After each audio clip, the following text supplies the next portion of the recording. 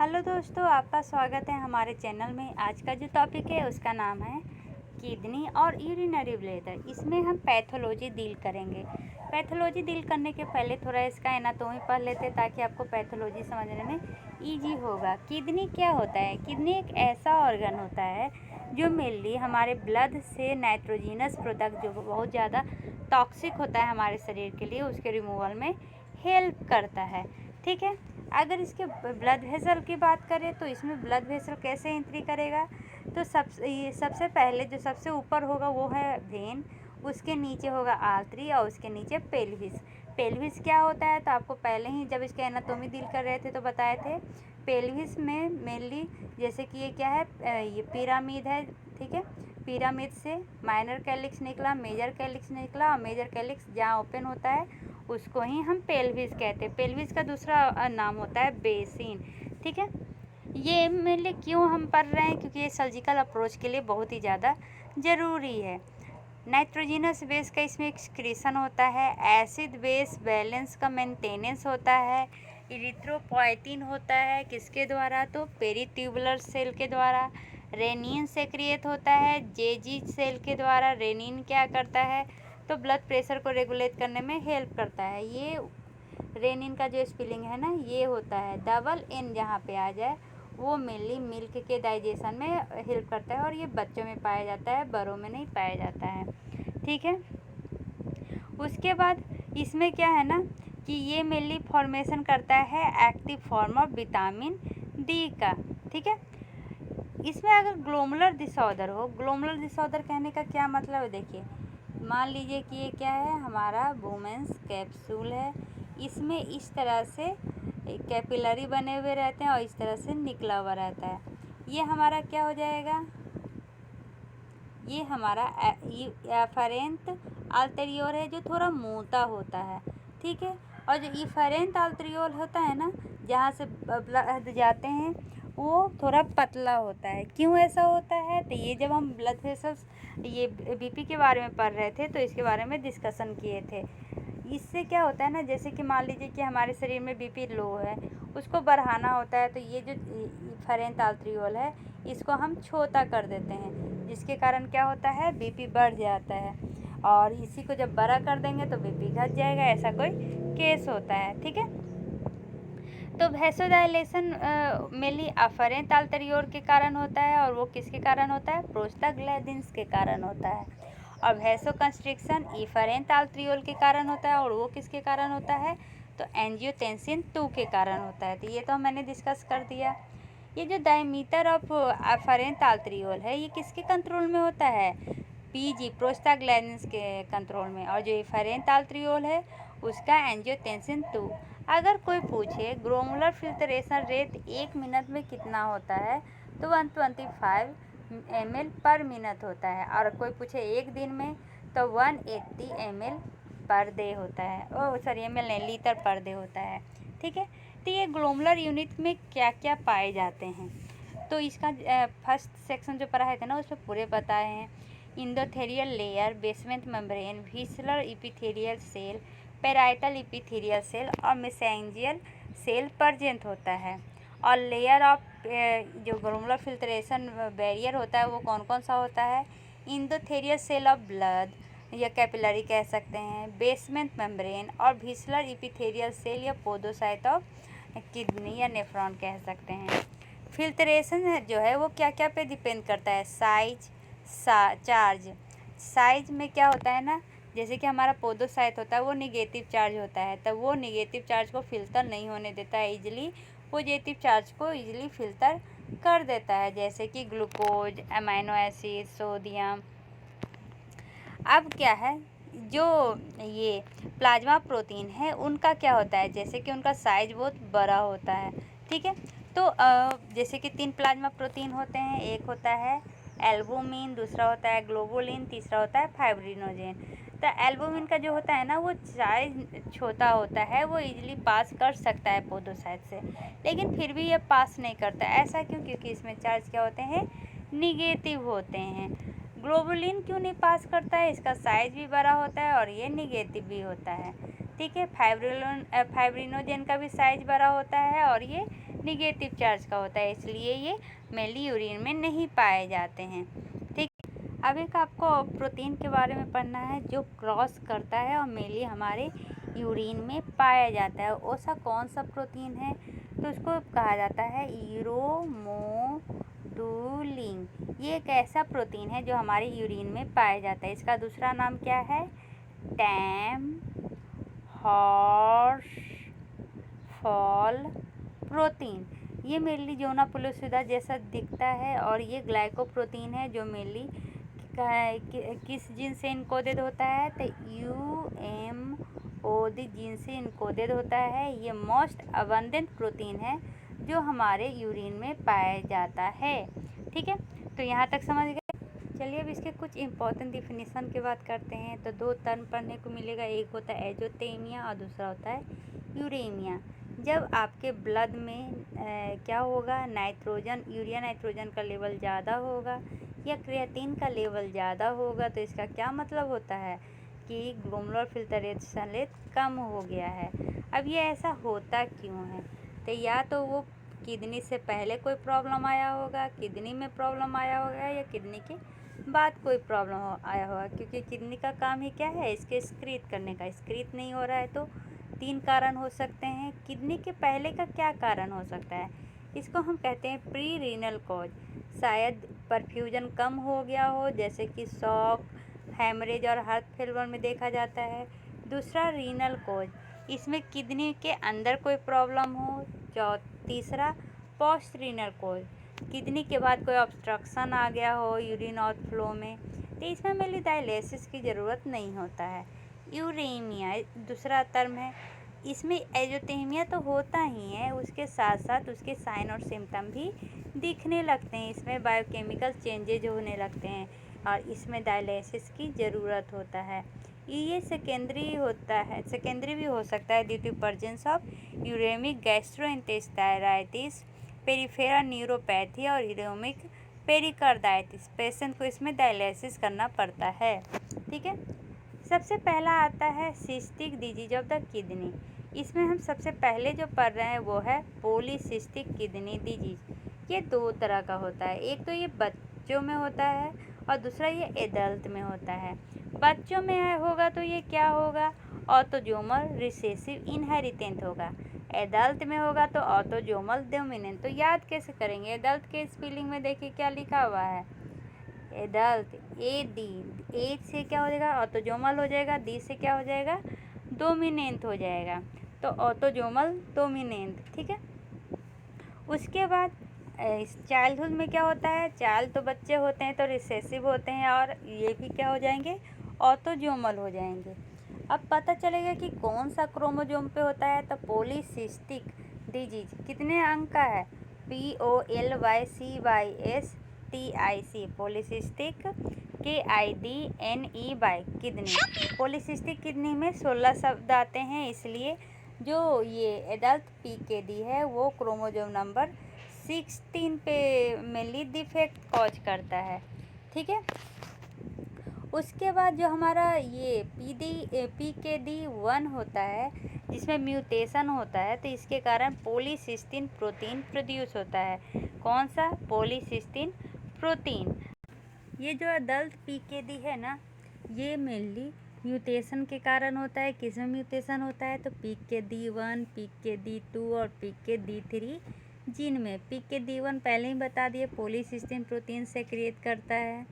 और ये PKD2 है ना, ये प्रोटीन सिस्टीन 2 प्रोटीन प्रोड्यूस करता है। मतलब कि PKD1 पॉलीसिस्टीन 1 प्रोटीन और PKD2 पॉलीसिस्टीन 2 प्रोटीन ये से क्रिएट करता है।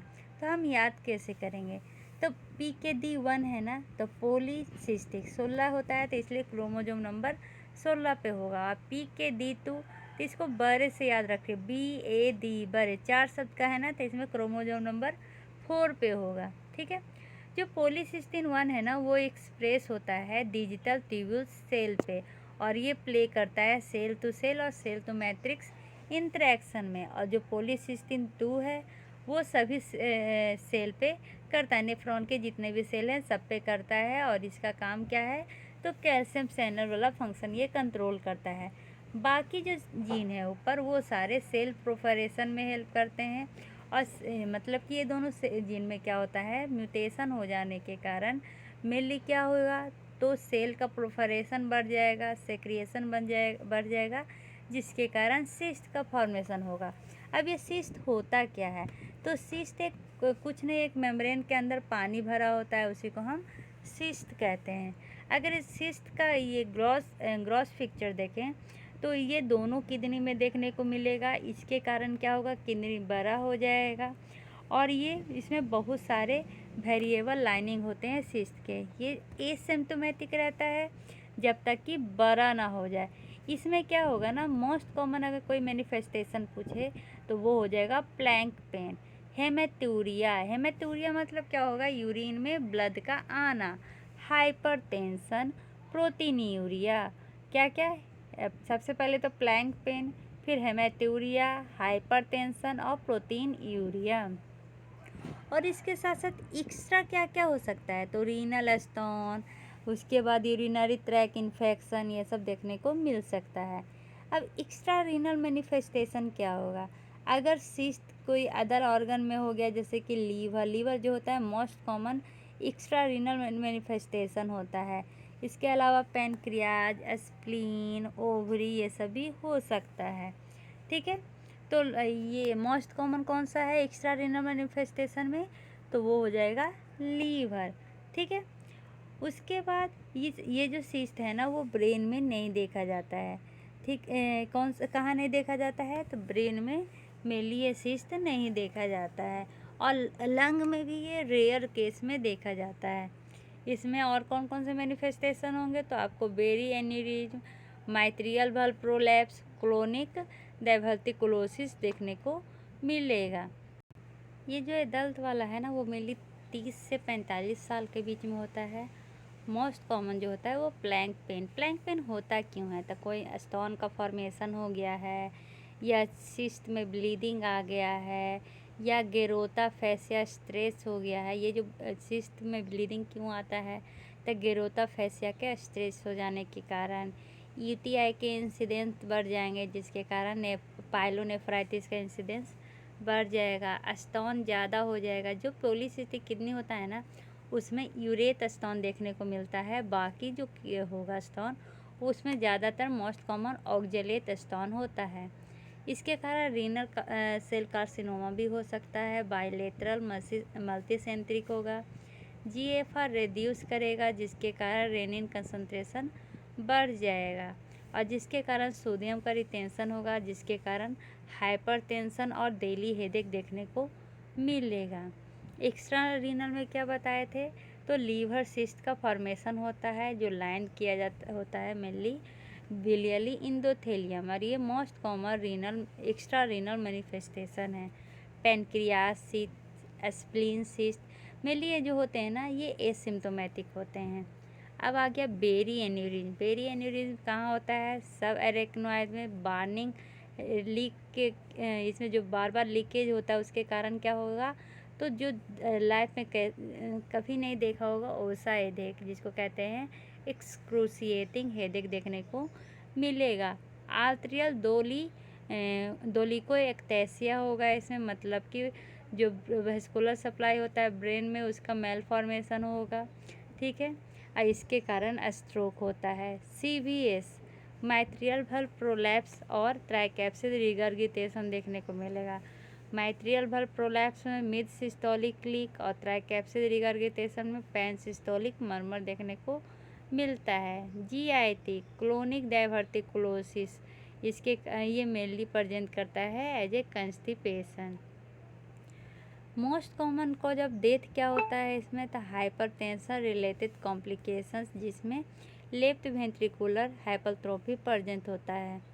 जो ये autosomal dominant polycystic kidney disease है, इसमें हाई पेनिट्रेशन देखने को मिलता है और उसमें वेरिएबल एक्सप्रेशन होता है। ठीक है,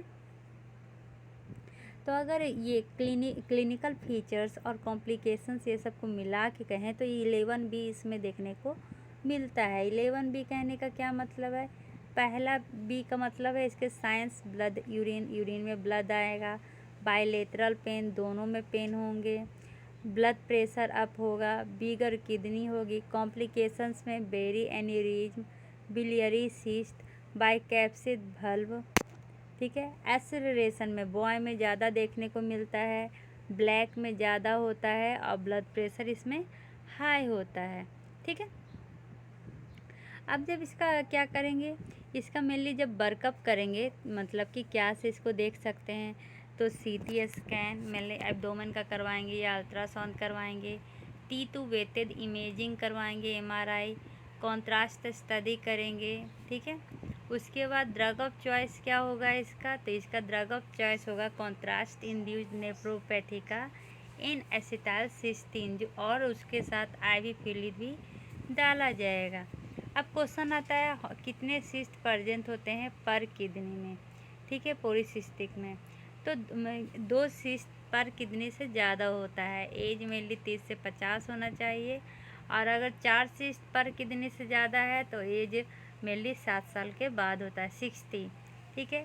किडनी फंक्शन टेस्ट करेंगे जिसमें हम बन और क्रिएटिन का लेवल चेक करेंगे, सीरम इलेक्ट्रोलाइट पोटेशियम देखेंगे जिसमें मेनली स्टेज 3 और स्टेज 4 का बढ़ा हुआ रहेगा, जेनेटिक लिंकेज स्टडी करेंगे जिसमें जीन इन्वॉल्व होता है, MRA हेड, इकोकार्डियोग्राफी और BA इनीमा करेंगे, ठीक है।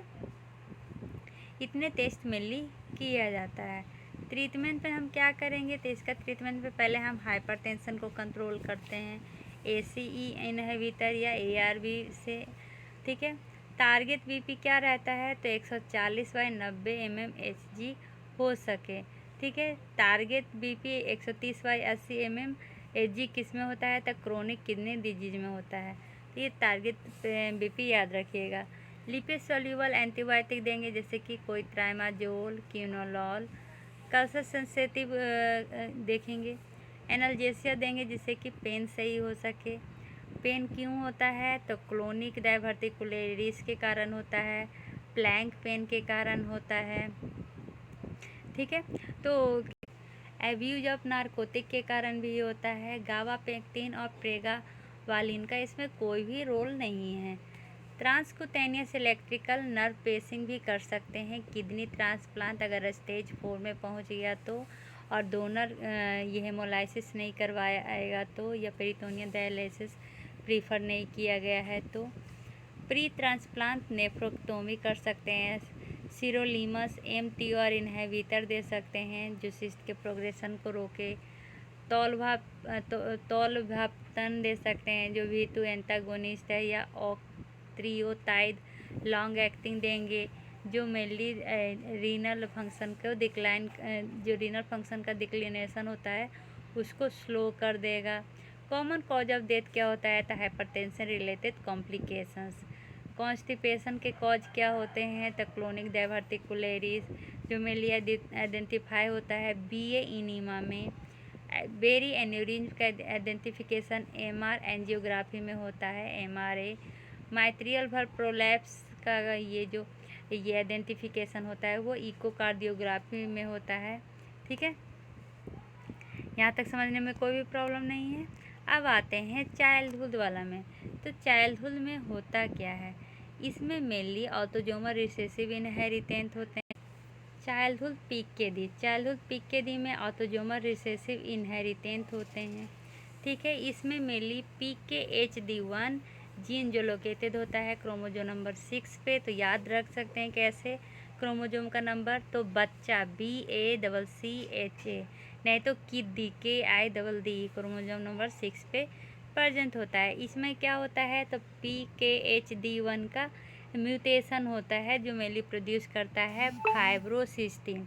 याद रखिएगा, एडल्ट में क्या था, पॉलीसिस्टिन था, और चाइल्डहुड में फाइब्रोसिस्टिन है, और इसमें मेनली किडनी और लीवर इन्वॉल्व होता है। तो किडनी का क्या इन्वॉल्वमेंट है, तो किडनी इनलार्ज होगा, मल्टीपल सिस्ट इसमें प्रेजेंट होंगे कॉर्टेक्स और मेडुला में, और ये जो सिस्ट होगा वो राइट एंगल होगा कॉर्टेक्स का, जिसको हम स्पॉन्ज पेरेंस कहते हैं। इपिथेलियल लाइनिंग ऑफ सिस्ट देखने को मिलेगा मेनली कलेक्टिंग डक्ट में, ठीक है।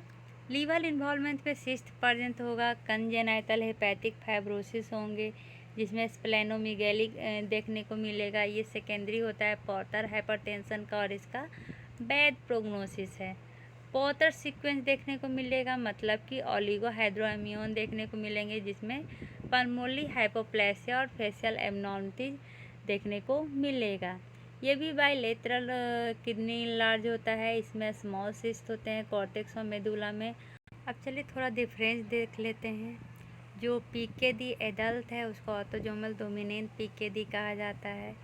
ये ट्रांसमिट किया जाता है पेरेंट्स से चाइल्ड में, डोमिनेंट इनहेरिटेंस रहता है।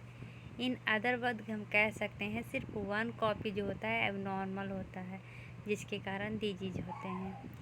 इन्फेंटाइल या ऑटोसोमल रिसेसिव पीकेडी में ट्रांसमिट भी पेरेंट्स से होता है, ठीक है। ये बहुत सीरियस होता है और फीटल हो सकता है फर्स्ट फ्यू मंथ में, ठीक है।